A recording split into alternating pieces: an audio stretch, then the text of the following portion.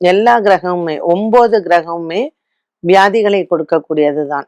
அதாவது எந்தெந்த காலகட்டத்தில் அப்படிங்கிறத பொறுத்து தான். வியாதி இல்லாத மனிதர்களே கிடையாது. பட் இப்ப நெறைய பேர் 100 வயசுக்கு இருக்கா, அவங்க பிபி, சுகர் கூட இல்லாம இருக்காங்க.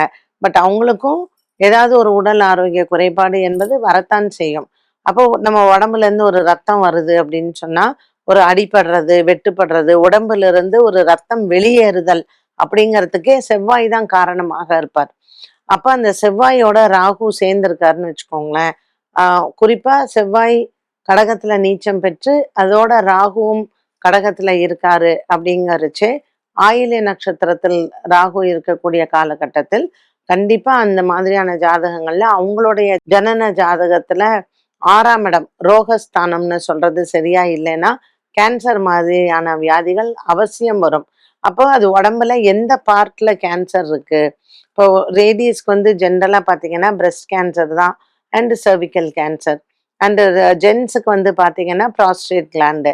ஸோ இந்த பிரஸ்ட் கேன்சர் அண்ட் சர்விக்கல் கேன்சருங்கும் பொழுதும் ப்ராஸ்டேட் கிளாண்ட் கேன்சர் மென்னுக்கு வர்றதுக்கும் பார்த்தீங்கன்னா குறிப்பா அந்த சுக்கிரன் தான் காரணமாக இருப்பாங்க.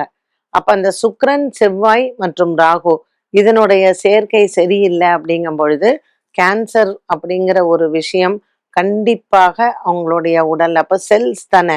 இந்த கேன்சருங்கிறதே செல்ஸ் ரத்தத்துல எப்படி அந்த பிளேட்லெட்ஸ் லெவல் என்ன இதெல்லாம் தான். அதற்கு செவ்வாய் தான் காரணமாக இருப்பார். ஸோ ஒவ்வொரு கிரகமுமே ஒவ்வொரு விதமான வியாதிகளுக்கு காரணமாக இருக்கும். ரத்தம் சம்பந்தப்பட்டது அந்த ரத்தத்தில் இருக்கக்கூடிய பலவிதமான நோய்களுக்கு அதிபதியாக இருக்கிறதுக்கு செவ்வாய் ராகு காரணமாக இருப்பார்.